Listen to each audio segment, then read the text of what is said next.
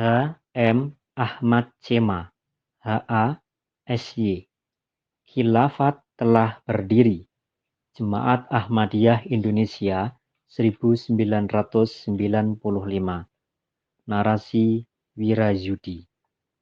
Sistem khilafat. Di dalam surah An-Nur ayat 56 Allah Subhanahu wa taala berfirman, A'udzu billahi minasyaitonir rajim. Wa'adallahu alladhina amanu minkum wa amilus solihati la yastakhlifannahum fil ardi kama stakhlafal ladhina min qablihim wa la yumakkinanna lahum dinahumul ladzi irtada lahum wa la yubaddilannahum min ba'di khawfihim amna ya'budunani la yusrikuna bi syai'a wa man kafara ba'da dzalika fa ulaika humul fasiqun. Artinya, dan Allah telah berjanji kepada orang-orang yang beriman di antara kamu dan yang mengerjakan amal soleh, bahwa Dia pasti akan menjadikan khalifah dari antara mereka di muka bumi, sebagaimana Dia telah menjadikan khalifah bagi orang-orang sebelum mereka. Dan sesungguhnya Dia akan meneguhkan bagi mereka agama mereka yang telah diridhoinya untuk mereka. Dan Dia benar-benar akan menukar keadaan mereka dari kondisi takut menjadi aman sentosa. Mereka menyembahku dan tidak mempersekutukan suatu apapun denganku. Dan barang siapa yang ingkar sesudah itu, mereka itulah orang-orang yang fasik. Surah An-Nur ayat 56. Hadrat Mirza Ghulam Ahmad alaihissalam sebagai Khalifatullah. Sesuai dengan ayat tersebut di atas, pada zaman sekarang ini, hanya Hadrat Mirza Ghulam Ahmad alaihissalam 1835 sampai 1908 beserta jemaat beliau yang percaya bahwa dalam agama Islam, sistem khilafat masih terus berjalan hingga kini. Pada zaman sekarang, hanya Hazrat Mirza Ghulam Ahmad alaihissalam yang mendakwakan diri sebagai Imam Mahdi dan Masih Maud telah memperoleh wahyu dari Allah Subhanahu wa taala seperti tertera berikut ini sampai 13 kali banyaknya. Aradtu an astakhlifa fa khalaqtu Adam. Artinya, aku telah berirodah untuk menegakkan khalifahku pada zaman ini, maka aku ciptakan Adam. Tazkirah Al-Sirkatul Islamiyah 1969, halaman 665. Arti surah An-Nur ayat 56 tersebut adalah, agama Islam akan mendapat kekuatan dan kemenangan melalui para khalifah. Dan pada zaman sekarang ini, hanya Mirza Ghulam Ahmad yang berdasarkan wahyu dari Allah Subhanahu wa taala telah mengatakan bahwa Islam akan mendapat kemenangan di seluruh dunia melalui beliau serta murid-murid beliau dalam tempo 3 abad semenjak beliau diutus. Oleh karenanya, dapat disimpulkan bahwa ayat tersebut hanya berlaku bagi Imam Mahdi, yakni Hadrat Mirza Ghulam Ahmad alaihissalam, serta bagi murid-murid beliau yang mengaku bahwa khilafat masih terus berjalan dalam agama Islam. 4 era dalam Islam hingga hari kiamat. Hadis Rasulullah SAW di bawah ini menguatkan keterangan tersebut di atas. Takunun nubuwatu fikum masya'allahu antakuna summa yarfa'u Allahu ta'ala summa takunu khilafatun ala minhajin nubuwah masya'allahu antakuna summa yarfa'u Allahu ta'ala summa takunu mulkan abdan fatakunu masya'allahu antakuna summa yarfa'u Allahu ta'ala summa takunu mulkan jabariyatan fayakunu masya'allahu ayyakuna summa yarfa'u Allahu ta'ala summa takunu khilafatan ala minhajin nubuwati summa sakata. Artinya, Hudzaifah radhiyallahu an meriwayatkan bahwa Rasulullah shallallahu alaihi wasallam bersabda, akan terjadi nubuat sampai masa yang disukai Allah. Kemudian akan ada khilafat dalam nubuat sampai masa yang disukai Allah. Kemudian akan berdiri kerajaan sampai waktu yang dikehendaki Allah. Kemudian akan ada khilafat dalam nubuat. Kemudian beliau berdiam diri. Musnad Ahmad, Baihaqi, Miskat halaman 461. Di dalam kitab Miskat tersebut, di bawah perkataan summa takunu khilafatan alamin hajin nubuwah, terdapat keterangan sebagai berikut. Al-Zahiru annal murada bihi zamanu Isa wal Mahdi. Artinya, sudah jelas bahwa khilafat yang dimaksudkan di sini ialah yang berlaku di zaman khilafat Isa dan Imam Mahdi. Menurut hadis tersebut, ada 4 era dalam perkembangan Islam, dan era keempat adalah yang merupakan zaman Isa dan Mahdi, yang telah dibawakan oleh Hadrat Mirza Ghulam Ahmad alaihissalam. Tidak boleh ada 2 khalifah dalam satu masa. Rasulullah Shallallahu Alaihi Wasallam menjelaskan, "Idza buyi'a li khaliqataini, idza buyi'a li khalifatani, faktulul akhira minhuma." Artinya, Abu Sa'ad meriwayatkan bahwa Rasulullah SAW bersabda, apabila baiat kepada 2 khalifah, maka bunuhlah salah satu dari antara keduanya. Muslim, Miskat halaman 320. Pada catatan pinggir hadis ini tertulis, wa yuqalul muradu minal qatli ibtola bai'atil akhara wa tauhina amrihi. Artinya, yang dimaksud dengan kata bunuh di sini ialah anggaplah batil dan tidak berlaku baiat khalifah yang kedua, dan jangan dihargai segala urusan dan perkaranya. Miskat halaman 320. Setiap muslim wajib taat pada imam zaman dan khalifah. Rasulullah Shallallahu Alaihi Wasallam bersabda, "Malam ya'rif imama zamanihi faqad mata mitatan jahiliyatan." Artinya, barang siapa yang tidak mengenal imam zamannya, maka matinya adalah mati jahiliyah.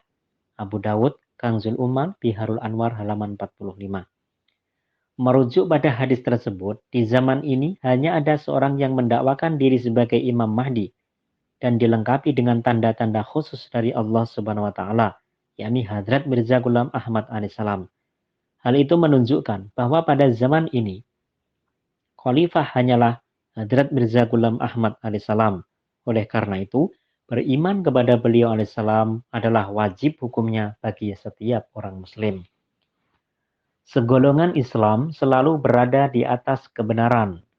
Rasulullah Shallallahu Alaihi Wasallam bersabda, "La tazalu ta'ifatun min ummati yuqatiluna 'alal haqqi dhahirina ila yaumil qiyamati." Qala fayanzilu Isa bin Maryam fayaqulu amiruhum ta'ala shalli lana fayaqulu la anna ba'dakum 'ala ba'din umara'u takrimatallahi hadhil ummah. Artinya, Jabir radhiyallahu an meriwayatkan, Rasulullah Shallallahu Alaihi Wasallam bersabda, di antara umatku selalu ada satu golongan yang akan mempertahankan kebenaran sampai hari kiamat. Beliau bersabda lagi, maka Isa bin Maryam, Imam Mahdi akan datang dan amir mereka akan berkata, silahkan jadi imam kami. Maka beliau bersabda, tidak, sesungguhnya sebagian dari antara kamu adalah amir atas sebagian lainnya. Sebab Allah Subhanahu wa Ta'ala memuliakan umat ini. Muslim, Miskat halaman 480.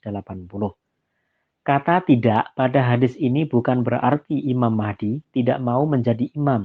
Maksudnya adalah banyak murid beliau yang merupakan orang-orang alim. Imam Mahdi, Hadrat Mirza Ghulam Ahmad alaihissalam selalu sibuk menulis buku-buku. Karena itu, beliau meminta orang lain yang memimpin sholat. Beliau alaihissalam sering menunjuk Hadrat Maulvi Hakim Nuruddin radhiyallahu an dan Hadrat Maulvi Abdul Karim Sialkoti radhiyallahu an menjadi imam dalam sholat.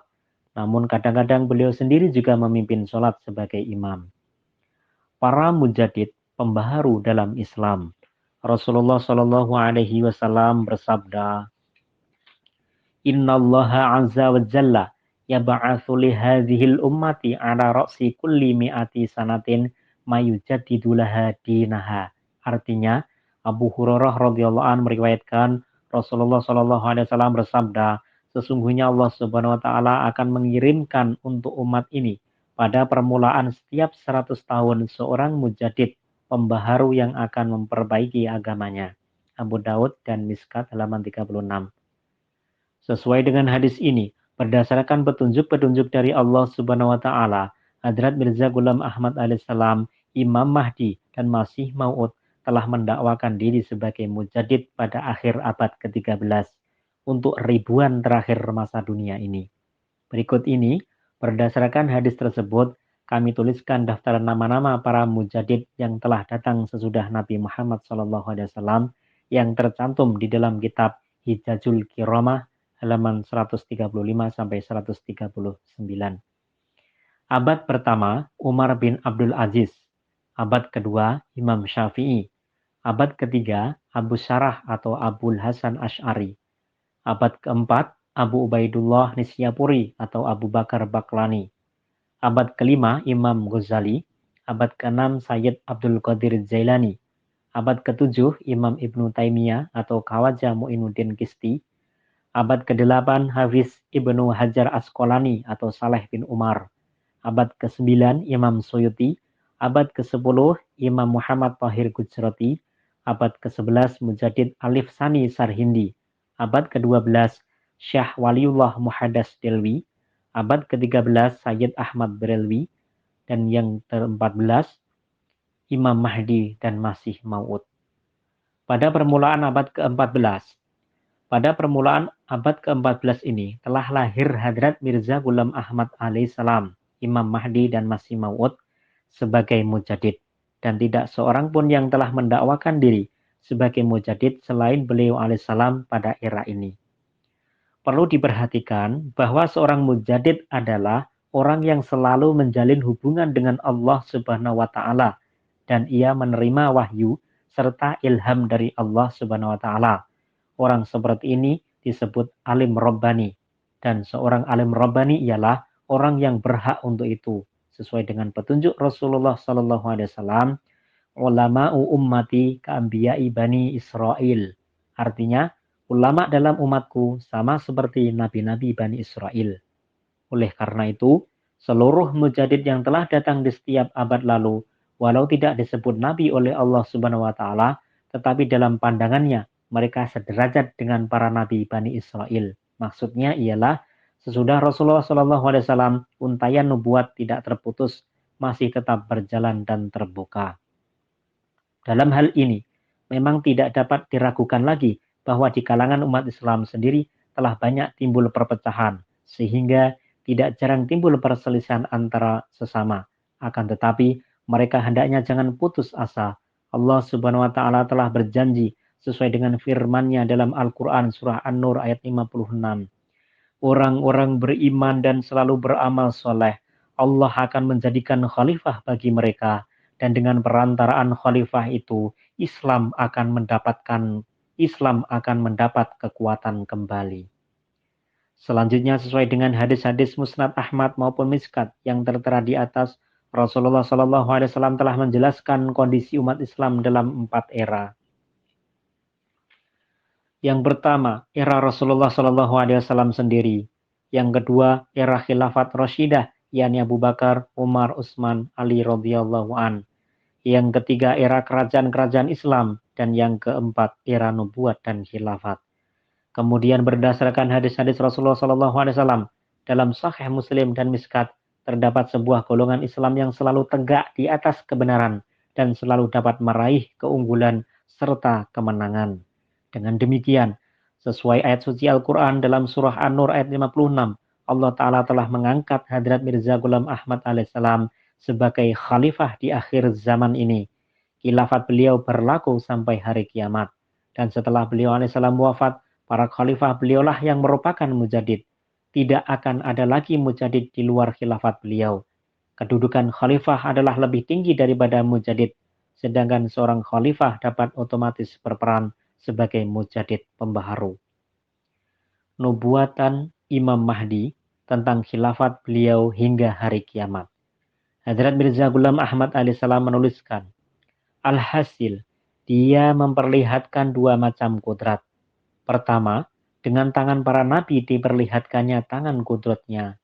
Kedua, setelah kewafatan nabi, ketika kesulitan-kesulitan menghadang, sedang musuh tengah berusaha sekuat tenaga dan menyangka bahwa sekarang usaha ini gagal dan mereka yakin bahwa sekarang jemaat ini akan hancur dan orang-orang dari kalangan jemaat sendiri pun jadi merasa bimbang. Mereka jadi putus harapan, malah beberapa yang sial menyimpang ke jalan murtad. Dalam keadaan demikian, barulah Allah Ta'ala untuk kedua kali akan menunjukkan kudratnya yang amat kuat. Dan jemaat yang hampir roboh itu disambutnya kembali. Jadi, orang yang sabar sampai akhir, ia akan menyaksikan mukjizat Allah Ta'ala ini sebagaimana telah terjadi pada masa Abu Bakar Siddiq radhiyallahu an ketika kewafatan Rasulullah Shallallahu Alaihi Wasallam yang dianggap bukan pada waktunya, dan banyak di antara orang-orang dusun yang bodoh balik menjadi murtad, dan para sahabat pun karena terlampau sedih hampir-hampir seperti gila.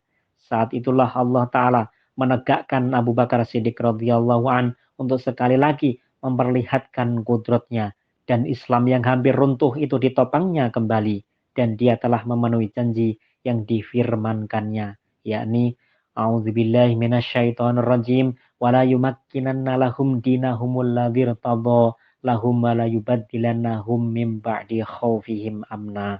Artinya, pasti akan diteguhkannya bagi mereka orang-orang mukmin agama mereka yang telah diridhoinya untuk mereka, dan pasti akan digantinya kecemasan mereka dengan ketentraman hati yang lega. Yakni akan kami kuatkan lagi kaki mereka. Demikian pula peristiwa di masa Musa alaihissalam ketika Musa alaihissalam wafat di perjalanan antara Mesir dan Kanaan. Sebelum beliau dapat membawa Bani Israel ke tempat yang dituju menurut perjanjian, kewafatan beliau menyebabkan suatu kesedihan yang luar biasa di kalangan Bani Israel. Seperti tertulis dalam Taurat, Bani Israel terus-menerus menangis 40 hari lamanya karena kewafatan beliau yang tidak disangka-sangka dan perpisahan dengan Musa alaihissalam yang tiba-tiba itu. Begitu pula yang telah terjadi dengan Isa alaihissalam ketika beliau disalib, semua Hawari tercerai-berai, malah seorang di antaranya telah pula murtad. Oleh karena itu, wahai saudara-saudara, karena sejak dahulu demikianlah sunnatullah, adat kebiasaan Allah, bahwa Allah Ta'ala memperlihatkan dua buah kudrat supaya ditampakkan olehnya bagaimana menghapuskan dua kegirangan palsu yang dimiliki oleh para musuh. Maka sekarang tidak mungkin Allah Ta'ala akan meninggalkan sunnahnya yang sudah berlaku dari dahulu itu. Oleh karenanya, janganlah kalian bersedih hati karena uraianku yang aku terangkan di hadapan kalian ini. Jangan hendaknya hati kalian menjadi duka karena kalian perlu menyaksikan kudrat kedua. Kedatangannya kepada kalian adalah lebih baik sebab ia permanen dan sampai kiamat untayannya tidak akan terputus. Kudrat kedua ini tidak dapat datang sebelum aku pergi. Akan tetapi bila aku pergi, maka Tuhan akan mengirimkan kudrat kedua itu kepada kalian, yang akan tinggal bersama kalian selama-lamanya. Sebagaimana janji Allah Ta'ala dalam Barahin Ahmadiyah. Janji itu bukan untuk diriku, melainkan suatu janji untuk kalian. Seperti firman Allah, aku akan memberi kepada jemaat ini yang merupakan para pengikut engkau kemenangan di atas golongan-golongan lain hingga kiamat. Kitab Al-Wasiyat halaman 12 sampai 15, Rohanika Zain edisi 1984, jilid 20 halaman 304 sampai 306. Era nubuat dan khilafat di akhir zaman. Sesuai dengan hadis-hadis Musnad Ahmad, Baihaqi dan Miskat, Rasulullah Shallallahu Alaihi Wasallam telah membagi kondisi umat beliau dalam 4 era, dan era keempat dikatakan di dalamnya terdapat nubuat dan khilafat. Janji tersebut telah sempurna dengan kedatangan Hadrat Mirza Ghulam Ahmad alaihissalam. Di dalam Al-Quran Allah Ta'ala berfirman, wa akhorina minhum lamma yalhaqu bihim. Artinya, dan dia akan membangkitkan Rasulullah Shallallahu Alaihi Wasallam di kalangan kaum lain dari mereka yang belum pernah berhubungan dengan mereka. Surah Al-Jum'ah ayat 4. Di dalam Sahih Bukhari, jilid 3, halaman 135, tertera tafsir ayat tersebut di atas. Di sana dijelaskan bahwa yang dimaksud dengan kaum lain di sini adalah kaum Salman Al-Farsi radhiyallahu an, yakni yang akan mengambil kembali iman dari bintang Suraya tatkala iman telah lenyap dari muka bumi ini. Sebagai bukti nyata, berdasarkan keterangan hadis Bukhari tersebut di atas, Hadrat Mirza Ghulam Ahmad alaihissalam adalah berasal dari keturunan Farsi, dan beberapa perempuan keturunan Fatimah radhiyallahu anha, putri Rasulullah Shallallahu Alaihi Wasallam, kawin dengan beberapa nenek moyang Hadrat Mirza Ghulam Ahmad alaihissalam. Oleh karena itu, beliau pun merupakan keturunan dari Fatimah radhiyallahu anha juga. Bahkan Istri kedua beliau, Hadrat Nusran Jahan radhiyallahu anha, juga merupakan keturunan dari Fatimah radhiyallahu anha. Kemudian di dalam Al-Quran surah As-Saff ayat 6 dan 9 sampai 9 tertera kabar kedatangan seorang nabi sesudah Nabi Muhammad SAW. Hal itu pun telah sempurna dengan kedatangan Hadrat Mirza Ghulam Ahmad alaihissalam. Tanda-tanda kebenaran beliau juga tersebut di dalam surah Al-Qiyamah ayat 8 dan 9 dan hadis Daruqutni halaman 188. Dengan demikian, Hadrat Mirza Ghulam Ahmad alaihissalam berpangkat Masih Maud dan Imam Mahdi seperti yang dibenarkan juga oleh hadis-hadis lainnya. Untuk keterangan lebih lanjut, silakan telah buku Kabar Suka yang telah disusun oleh penulis ini.